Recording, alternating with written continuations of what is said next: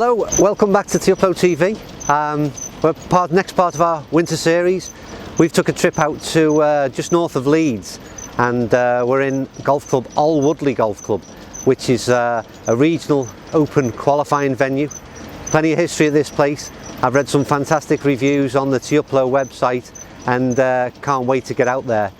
Stood on the first tee, quick glance down the fairway, and it looks very, very inviting. One of my favourite types of course, which is heathland.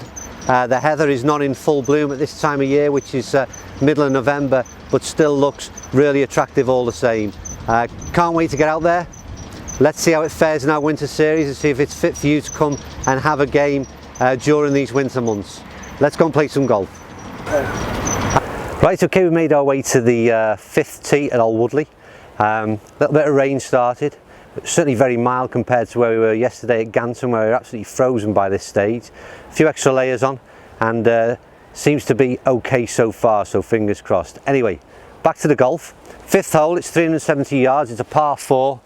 Take a look behind me, it's pretty stunning, even without that heather out in full bloom, which I'm sure in the summer months it must look superb. But still clearly defined fairways. You can see these big rugged bunkers that feature. I would imagine they're going to feature throughout every one of these 18 holes that we go on to play. But they're certainly visible from the tee here. From what I can see, a bit of a camber as well from left to right. So the ideal tee shot would be send it down the left and let it make its way back down the other side. Now then, excuse me, the chances of me doing that will be slim to none. But we might as well have a go. Went down the left, but it's too far left. So that's in the heather down the left. I might find the ball that I lost on the way up the fourth actually, because that was in a similar place with the drive on the other way around. But stunning golf hole, and I've got to say, so far 5 holes in, I absolutely love Alwoodley Golf Club. Okay, so we're on the sixth tee. I mentioned on the fifth, so it's all getting a bit boring already really, but it's a great golf course, and each time you arrive at a tee box it's got a bit of a wow factor. And yet again, one hole on and this looks absolutely superb. They've got some tee boxes, a variety of them, which are, well, you're filming from one, or Joe's filming from one there. We've got the yellow box that we've got here, but they've got a couple of further back, and the reason I tell you that is because down the right hand side you should be able to see some short bunkers. And obviously they should only really come into play when you're on the back tees. I've not played it before, but it's 400 yards, so the driver's out, but it looks extremely tight down there and a little bit, well, you know when you get on the tee and you're a little bit fearful, it normally ends up in being a pretty grim shot and you don't commit to it.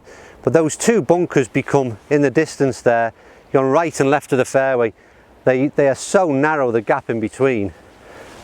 Which again is all part of the great design of the course.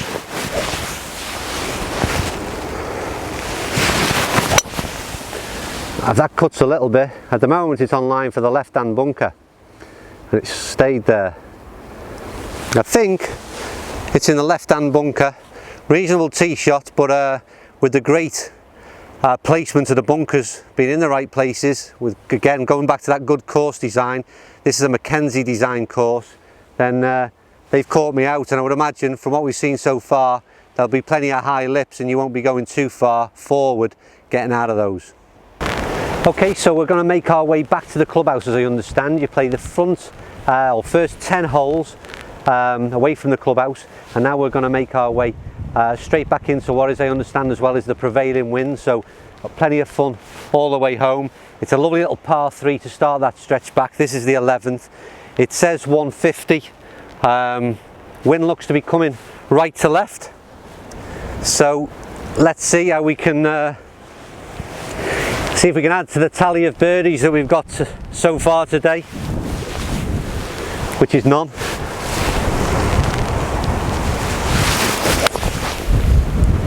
I ain't going to be birdieing that. That one's gone left.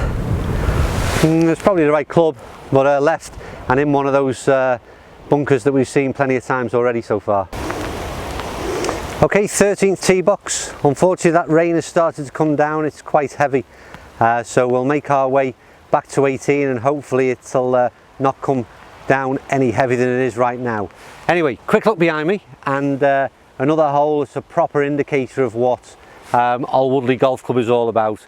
Plenty of bunkers front, all down the left hand side, and then that's heather and heathland all down that right hand side, and play to a green that is just under 400 yards away. This is stroke index 11. For me, anybody played, it reminds me very much of a course Glasgow Gales. It's very similar kind of layout, and that's another great quality track. And so far 5-6 holes to go. This is top draw at Alwoodley.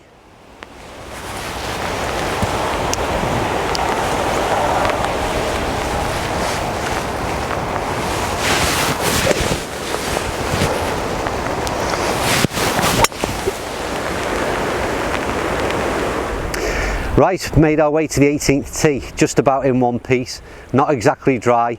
I made a mention on the 13th of how we were sort of getting away with it, some light rain, and that certainly changed from 14 through to 17 as we got an absolute downpour drenching, and like I said, it's just gone off again now.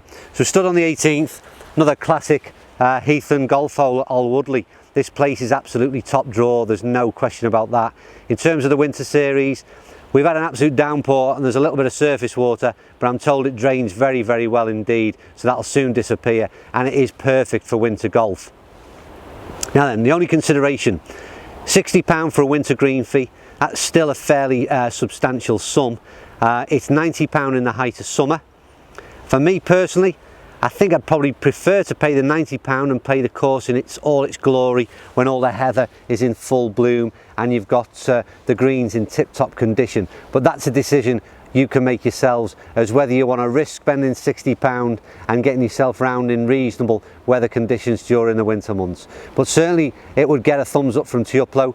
If you've played the course yourself, you might disagree with everything that I've had to say today, so leave your own reviews and feedback, because it's great for fellow golfers to have a read, and it gives some indication on where they think, or where you think rather, is suitable for your fellow golfers to come and play.